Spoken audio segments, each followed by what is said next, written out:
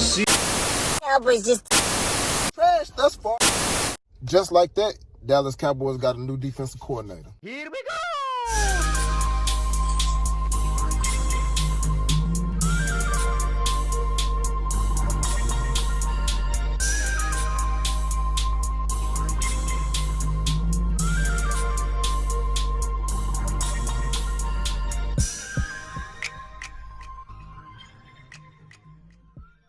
What's good, Cowboys Nation? It's your boy Cowboys Classic here yet again with another video. Well, that happened fast, man. You know what I mean? It is official. Dallas Cowboys have now hired Dan Quinn as our new defensive coordinator. And I think I'm the happiest dude in America, bro. Like, I don't think people understand how big of a deal this is. And that's why, you know, I was so excited and I was so pro Dan Quinn. And a lot of people who aren't sold on him, I think this is what I tell y'all. This is what I challenge y'all to do. Don't evaluate Dan Quinn as a head coach because he's not coming to Dallas to be a head coach.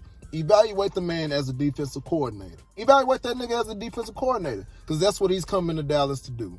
I'm telling you, I seen whenever Russell Wilson first got into the league, the same thing that they were saying about Dak as far as him not being fully developed and just really, you know, just being a game manager at the beginning of his career. That's what Russell Wilson was at the beginning of his career. They were very similar. Very, very similar. What really held it down for Seattle as a whole was the foundation as far as keeping them relevant, really, was their defense. Period. And then you look at their defense, man, what high draft picks did they really have on there? You know what I'm saying? Other than Earl Thomas. Earl Thomas, he was a high draft pick. But other than that, Cam Chancellor, Richard Sherman, I don't know where Bobby Wagner got drafted, but all these guys, man, not to say that they were no names coming out of college, but Dan Quinn, he's a defensive coordinator. You got to give him some credit. A lot of credit, actually, I feel is warranted for them having such a successful defense over there. He wouldn't have been the head coach had he not been such a successful defensive coordinator. Period.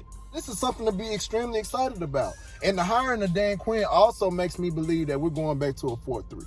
Which I'm not opposed to, because that 3-4, it was working like that, in my opinion. But if I remember correctly, Dan Quinn in Seattle ran a 4-3.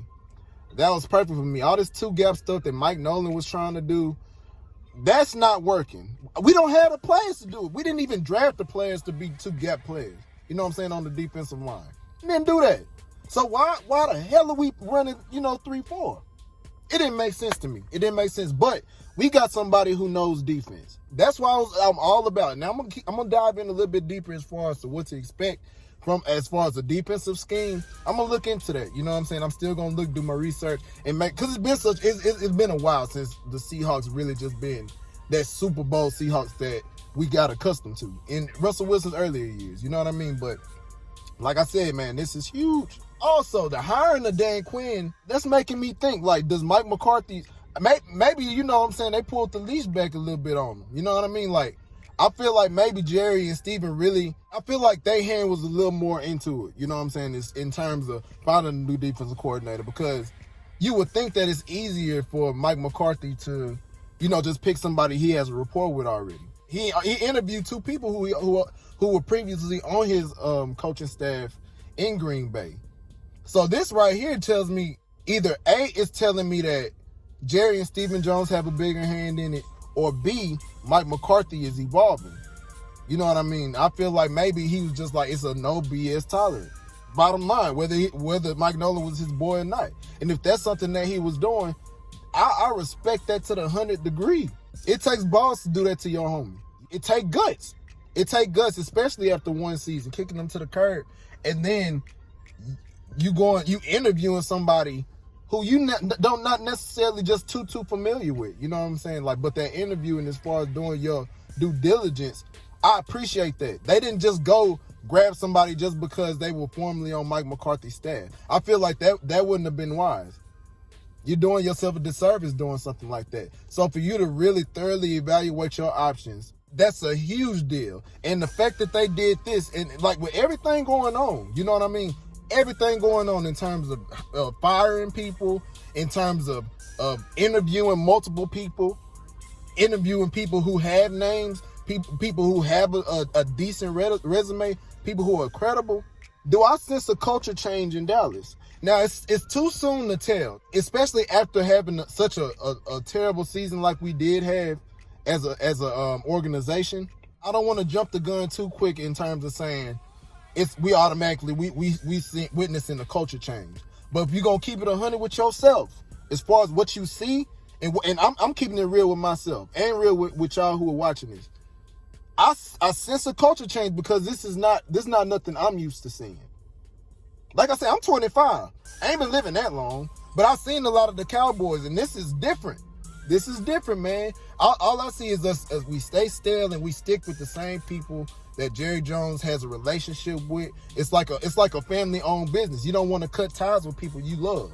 That's what it feels like. But now it seems like we're getting more on the business side and really focus on winning. What does it take to win?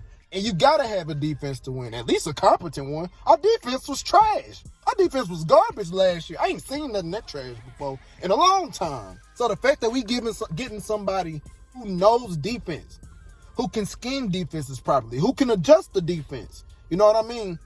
A defense has to be able to adjust. You can't just do the same thing and it's not working. You know what I'm saying? Constantly doing the same thing and not adjust, and people killing you with the same thing. Like the run.